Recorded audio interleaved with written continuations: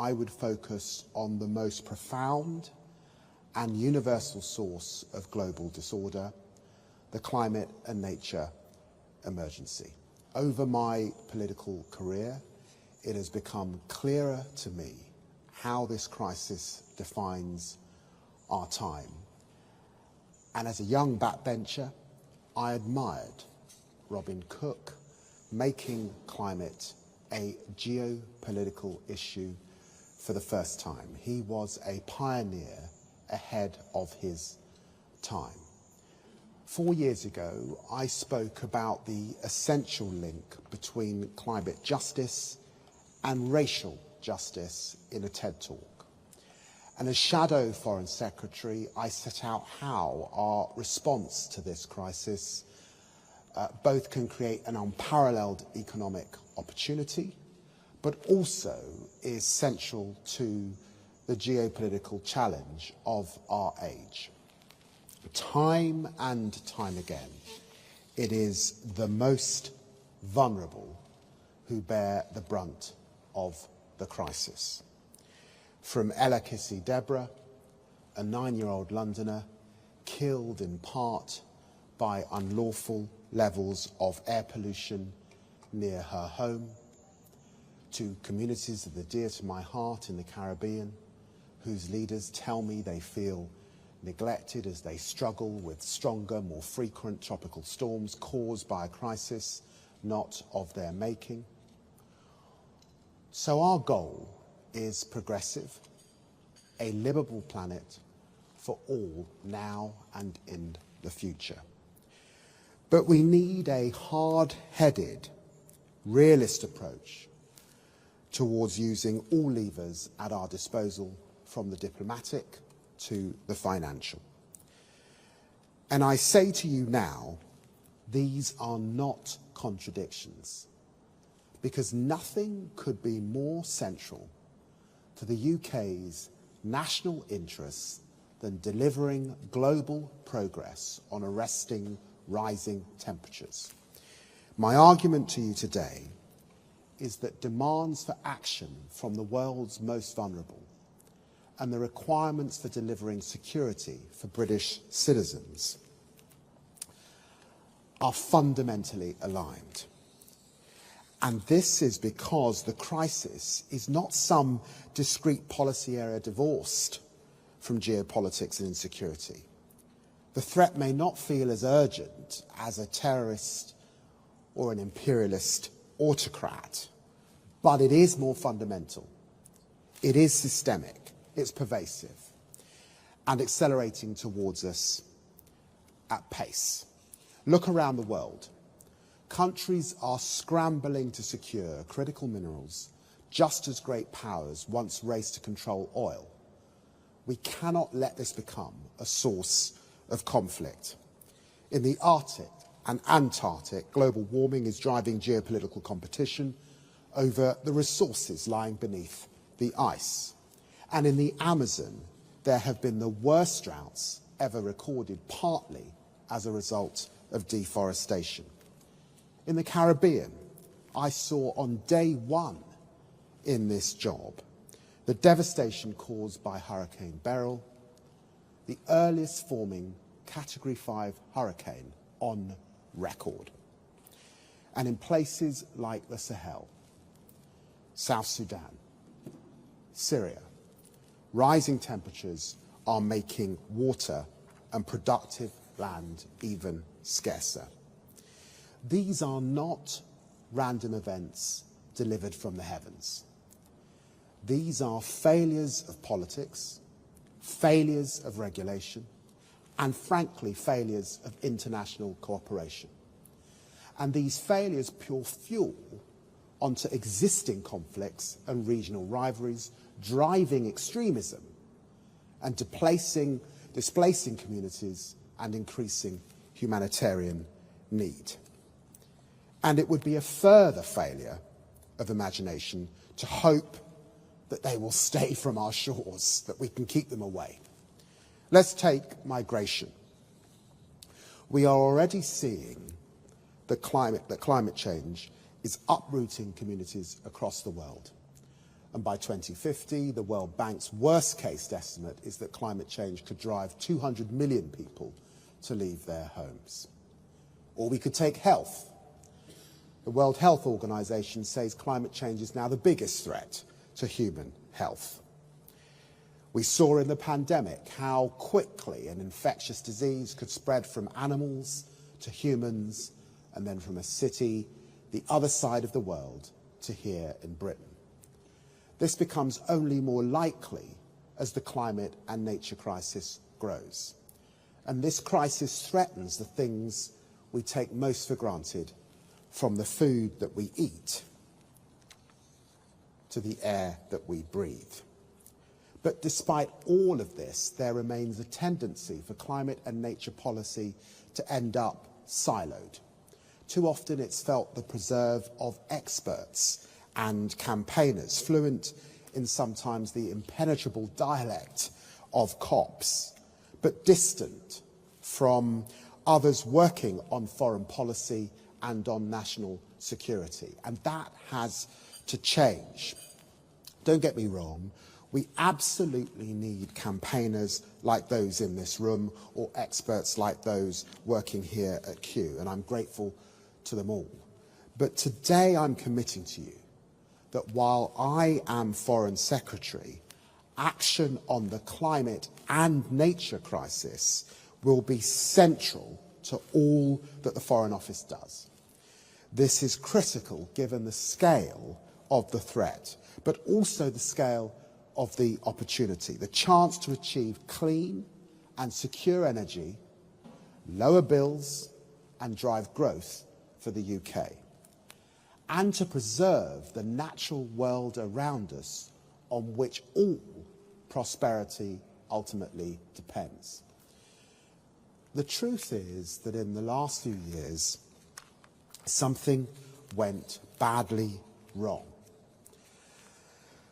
Badly wrong in our national debate on climate change and net zero. I take no pleasure in saying that. From the high point of bipartisan consensus at COP26, net zero became, under the Tories, a battleground of the worst type of narrow-minded Westminster tactical warfare. We've seen in the Inflation Reduction Act in the United States, in the Green Deal in the European Union, and the accelerating transition in China, foreign policy, economic and industrial policy are increasingly intertwined. But while others embedded climate geopolitics in their foreign policy, the last government frittered away the currency we'd accumulated in the past. They became climate dinosaurs, crashing offshore wind, blocking onshore wind, moving the goalposts on electric vehicle targets, doubling down on oil and gas, leaving British wildlife in crisis, our biodiversity declining at an unprecedented rate, our precious national parks in decline, our rivers, lakes and seas awash with toxic sewage. Blind to the opportunities of the energy transition, a fossil fuel government in a renewable age. I remember being at UNGA in New York last year and people being staggered that the British Prime Minister, a permanent member of the UN Security Council, not only snubbed the annual gathering of world leaders, but stayed at home in order to row back on climate ambition during UN Climate Week. It was a low moment. That's why the Prime Minister is resetting Britain's approach to climate and nature, putting it at the centre of our cross-government missions. Approaching 100 days in office now, you can already see the difference that this has made. Lifting the de facto ban on onshore wind in England, pledging to end new oil and gas licensing while guaranteeing a fair transition in the North Sea, switching on Great British Energy to crowd investment into clean power projects, launching a rapid review of the Environmental Improvement Plan for completion before the end of this year, so that we can clean our rivers, plant millions more trees, improve air quality and halt the decline in species. And with over 90% of the UK's biodiversity within our overseas territories looking to expand the Blue Belt programme to increase marine protection. This domestic programme is not just essential to our economy, but to restoring our international credibility. We're bringing an end to our climate diplomacy of being do as I say, not as I do. But this domestic programme domestic ambition, on its own is not enough. That's why this issue has been on the agenda for nearly every meeting that I've had with another minister in my early weeks. From our closest friends in the G7 to the world's biggest emitter but largest renewables producer in China, to India, to members of ASEAN, with whom I announced a new joint green transition fund in the first few weeks in office, with Ed Miliband and Steve Reed leading COP negotiations on climate and nature. We have a pair of experienced, determined negotiators. And with Annalise Dodds as Minister for Development, we will be a united government team, all drawing on the SCDO's diplomatic and development heft to push for the ambition needed to keep 1.5 degrees alive, to drive forward this cross-government reset even further. I'm announcing today that we will appoint new UK special representatives for climate change and for nature. These will support me, together with Ed Miliband and Steve Reed respectively, as we reboot internationally, showing that whether you are from the global north or the global south, we want to forge genuine partnerships to tackle this crisis together. And I want this diplomatic effort focused particularly on three priorities. First, we will build a global clean power alliance. This government has set a landmark goal to be the first major economy to deliver clean power by 2030. We will leverage the ambition to build an alliance committed to accelerating the clean energy transition. And today we're firing the starting gun on forming this new coalition. The International Energy Agency forecasts consumption not just of oil, but of all fossil fuels will peak this decade. We are rapidly discovering new, more efficient ways to reduce emissions.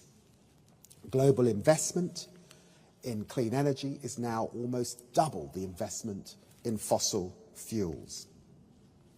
But while some countries are moving ahead in this transition, many are getting left behind. Without clean power, it will be impossible to decarbonise vast sectors of the economy, such as transport. We therefore need to accelerate the rollout of renewables across the globe in a way that this government is doing at home. Now, of course, there are different obstacles from different countries. But despite several other valuable initiatives pushing forward the energy transition, there is no equivalent grouping of countries at the vanguard of the transition, reaching across the global north and the global south together, dedicated to overcoming these barriers. So the alliance needs to focus on scaling up global investment. Emerging market and developing economies outside China account for just 15% of global energy investment at the moment. The cost of capital in the global south is often triple that in the global north, and almost 700 million people have no access to electricity at all. we must unlock global finance on a far, far larger scale so we can back ambitious plans from those moving away from fossil fuels, as Annalise Dodds has just been doing in Jakarta, discussing Indonesia's Just Energy Transition Partnership, and close and clean power gap by helping more countries to leapfrog fossil fuels to renewable power systems. The alliance should also focus on diversifying the production and supply of critical minerals. Copper, cobalt, lithium, nickel, the lifeblood of the new economy. We need to bring these commodities to market faster while avoiding the mistakes of the past by helping developing countries to secure economic benefits while promoting the highest environmental standards for mineral extraction. The alliance could inject impetus into expanding grids and storage as well. The IEA assesses that the world needs to add or refurbish the equivalent of the entire existing grid by 2040. And we're working on a global energy storage pledge at COP29. We have to plug the gaps in meeting these targets. Finally, the alliance can increase deployment of innovative clean energy.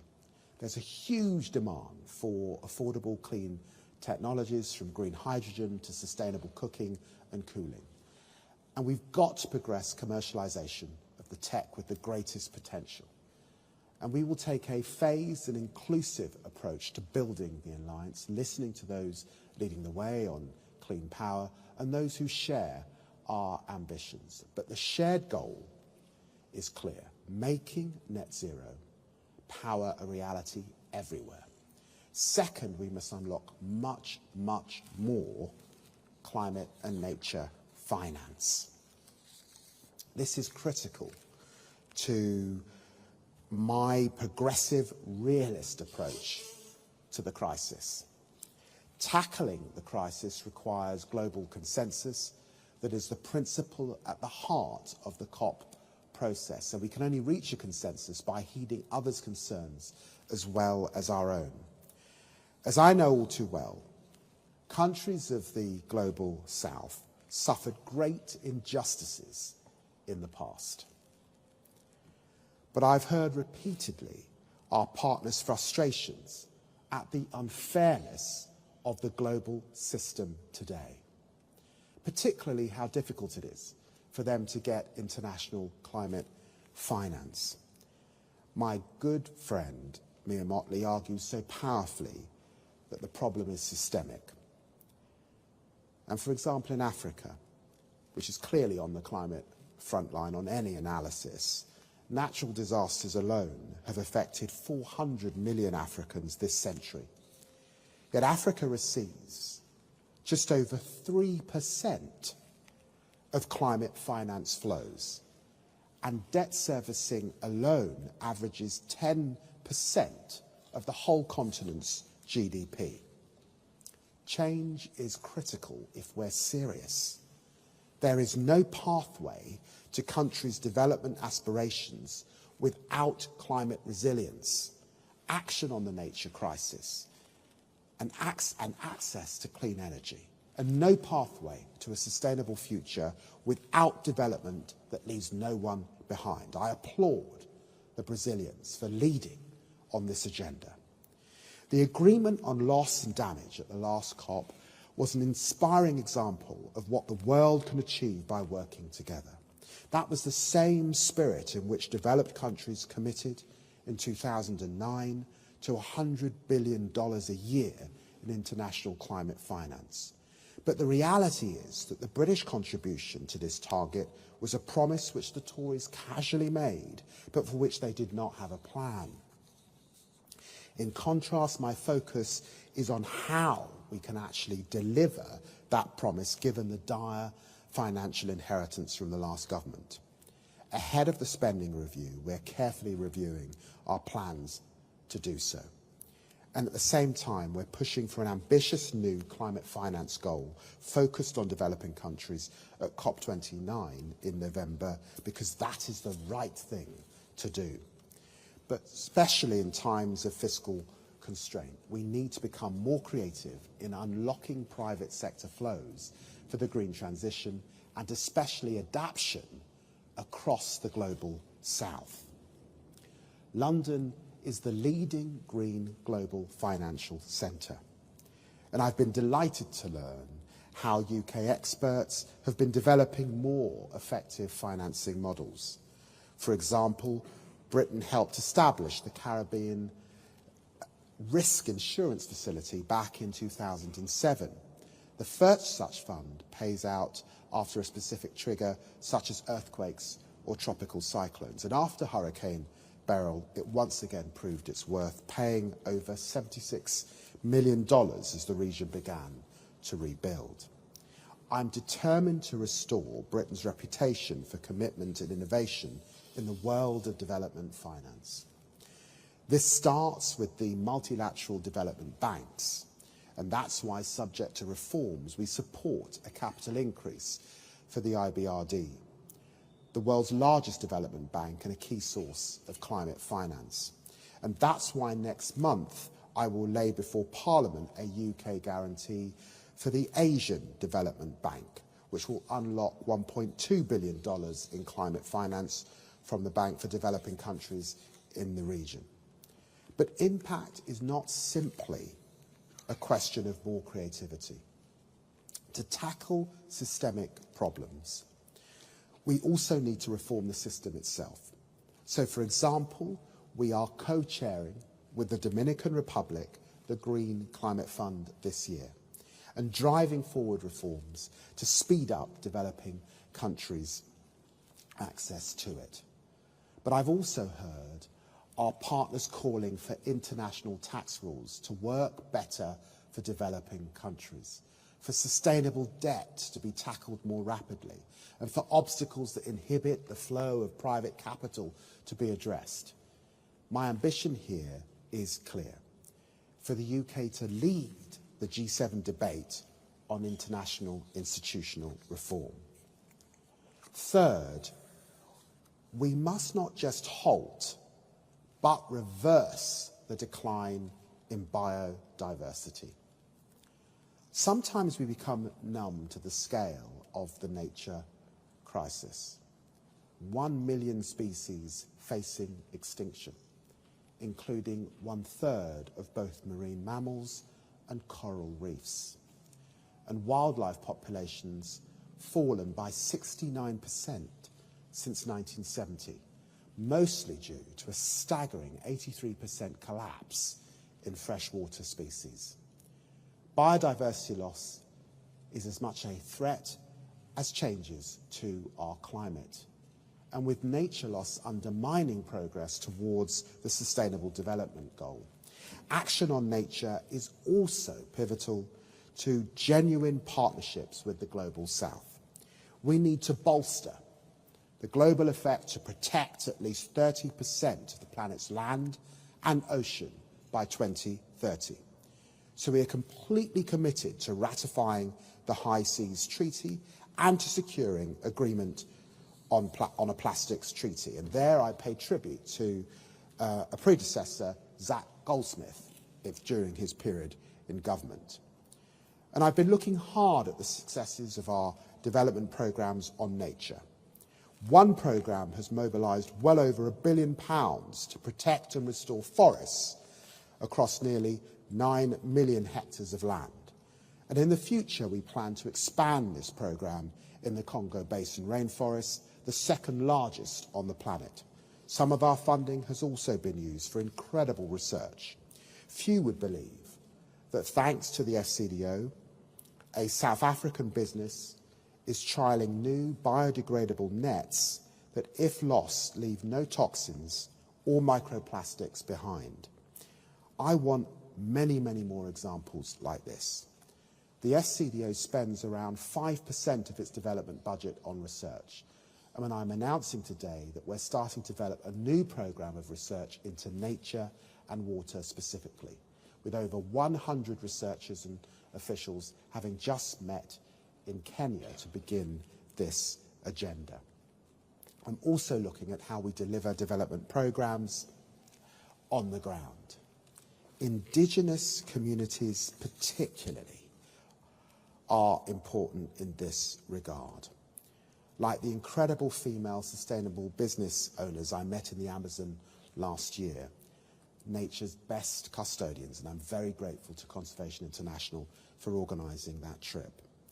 Nature has been declining 30% less and 30% more slowly in indigenous lands than in the world as a whole.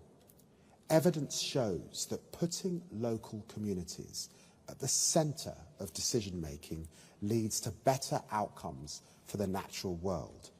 This is the model of development that I believe in, the modernised approach to development this government will be implementing, the spirit of partnership, not paternalism, in action.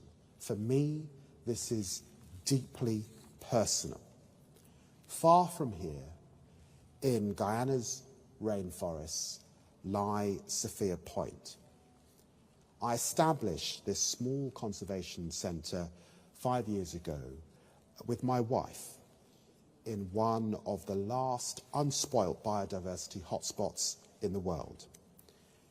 It was fascinating and a huge privilege for me to discuss this with Sir David Attenborough last week and hear his reminiscence of visiting Guyana, the same rainforest, as a young man.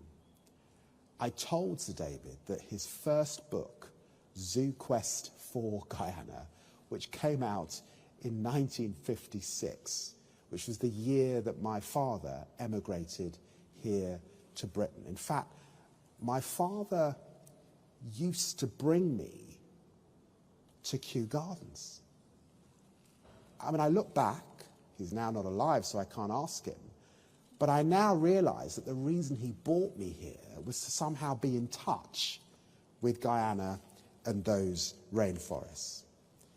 And we discussed how Sir David's work and that of Sophia Point is rooted in a concept common to indigenous people of that part of South America, and many farmers and others in Britain and around the globe, stewardship of the natural world. We have both an interest and a responsibility to maintain a livable planet for ourselves and for future generations. That is our goal. Ultimately, there will be no global stability without climate stability, and there will be no climate stability without a more equal partnership between the global north and the global south. For Britain to play its part, we must reset here at home and we must reconnect abroad. And that is what this government will deliver, so that together we can build a better future for all. Thank you very much indeed.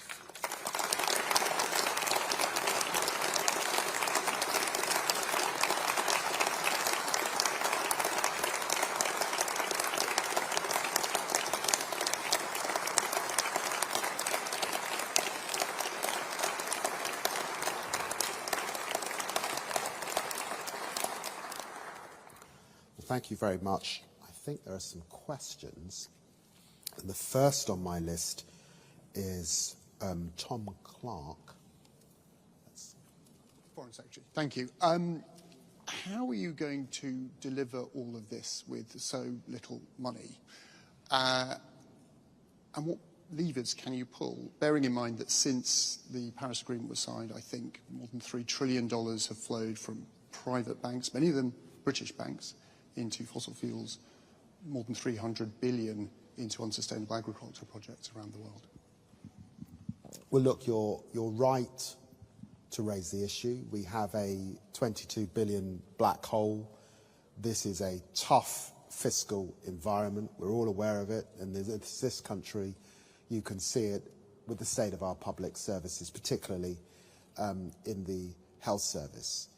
We set out 5 important missions, and it's clear that growth is a central mission, and it's also clear that on climate, with GB Energy, with the National Wealth Fund, that is also a mission. And the transition that we're talking about, both for our country and as we partner with friends, colleagues, countries around the world, particularly in the global south, has got to be part of the story. We cannot have a situation in which the global north advance and leave the global south behind. So yes, it's a tough environment, and climate finance is going to be integral to that. But meeting the 11.6 billion remains our ambition as we undertake the spending review, and we'll consider all of those spending plans. And it's important that I and others within government continue to make the case, as of course government and Rachel Reeves makes those difficult choices about what our priorities are in a tough fiscal environment. But I think it's important to remember that this agenda is fundamental to UK growth, and therefore we should keep hope alive. Second question is from Professor Miles Allen. Miles Allen, University of Oxford.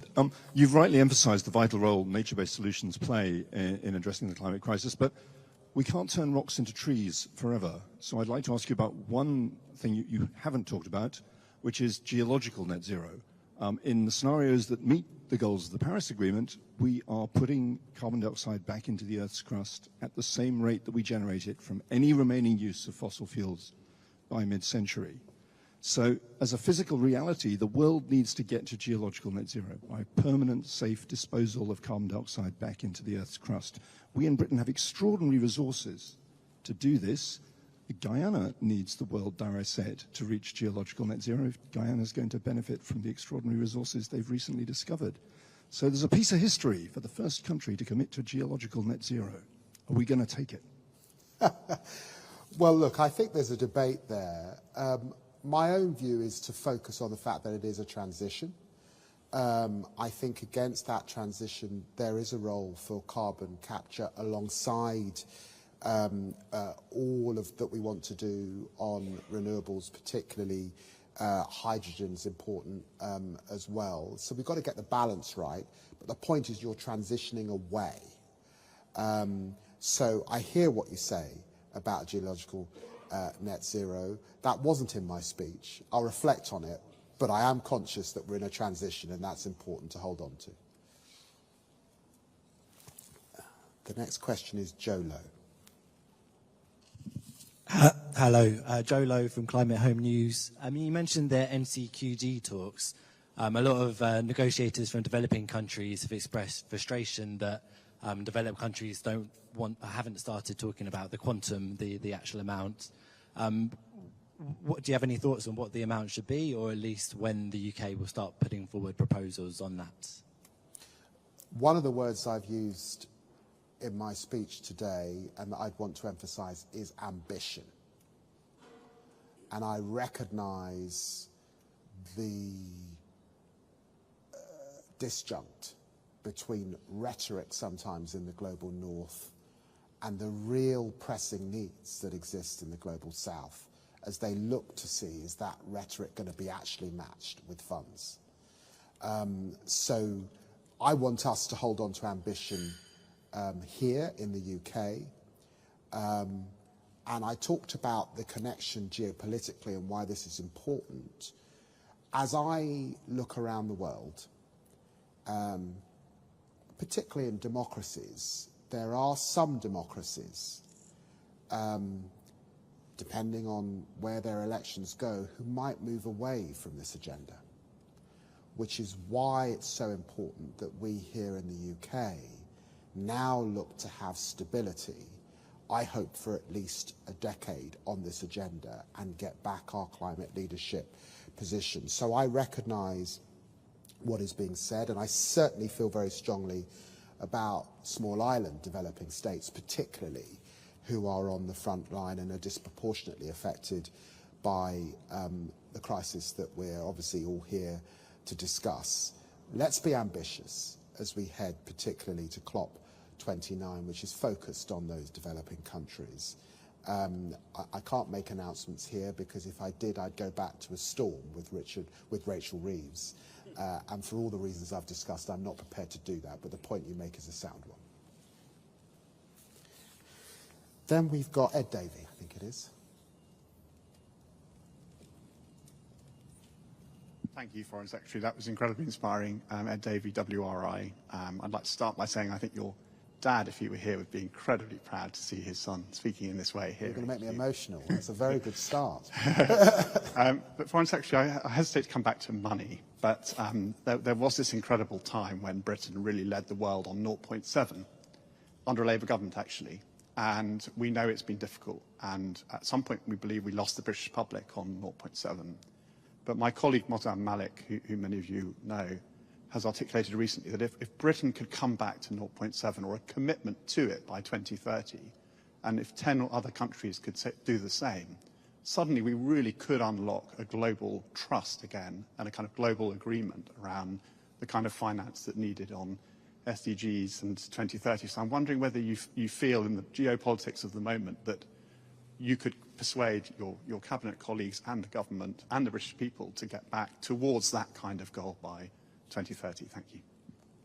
Well, I think it's a really good question, and you know, Mozam Malik is right to be challenging us to be ambitious once again in our objectives. And you know, I feel very, very proud to have been part of Tony Blair and Gordon Brown's government. I think back also to campaigns like Jubilee 2000 that really challenged the world on debt.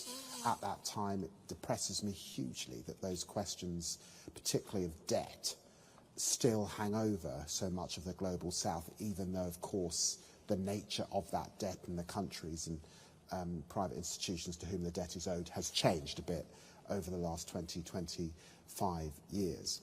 But it connects to a theme of my speech, because what I wanted to do was what was always frustrated me. There are two things that frustrate me in the climate emergency debate.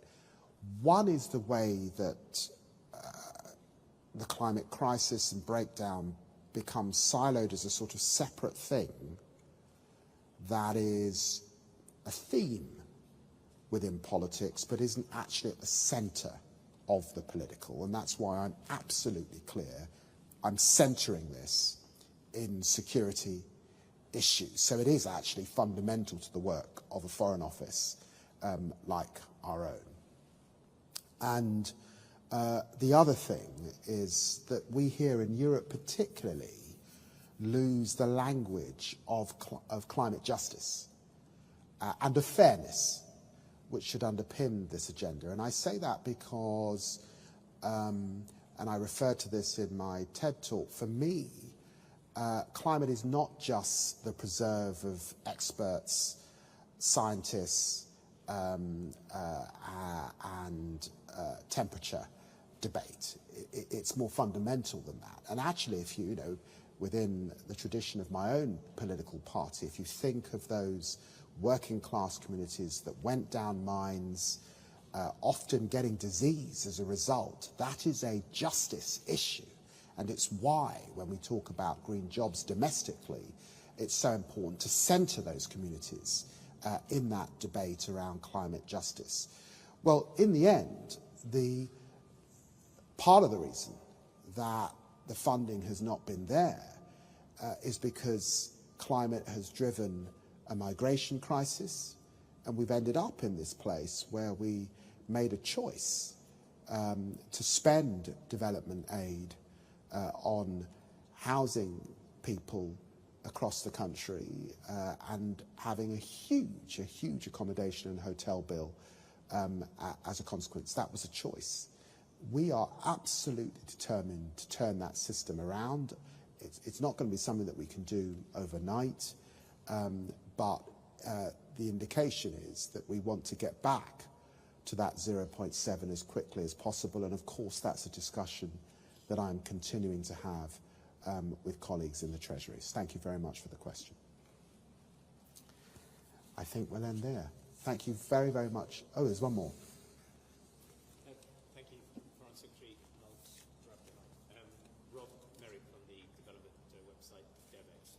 Can I just ask you, just first chance to do so, about the wider development policy. You expressed an intention to for further integration between development and diplomacy within FCDO. And Labour obviously have said very different things in opposition. Can I ask you, have you decided to sort of intensify the merger, intensify integration, because it's too costly, too disruptive to try to give development greater independence? Or do you genuinely think it's the right thing to do? You can get better development outcomes by intensifying the merger and integration? I don't think I've ever used the language of intensifying the merger. That is interesting language that you've chosen, but it's your language, not mine. What I have said is that it's important that we have a review, because I do not think that we're where we should be in relation to the merger, and that's why I have asked Manoush to lead that review with her expertise. That's what I have said. And let me just say this, that I'm very conscious too that we are not in the same environment we were in when I last came into government back in 1997. This is a very different world. It's a world that's got to take on board China's Belt and Road Initiative. It's a world that's got to really face up to the ravishing of the climate crisis. And you see the effects of that particularly, I mean, here in Europe, you can see it in the Sahel particularly. And it's a world where we have to find the way to ensure that we have greater finance available beyond just taxpayers' pounds, effectively. So in that changed environment, it's hugely important that we do the work to make sure that the UK gets back its leadership role in this area. But it will be a different leadership mix to the leadership mix it was in 1997. And I've set out a substantial part of my speech explaining why that is the case. Thank you. Thank you very much.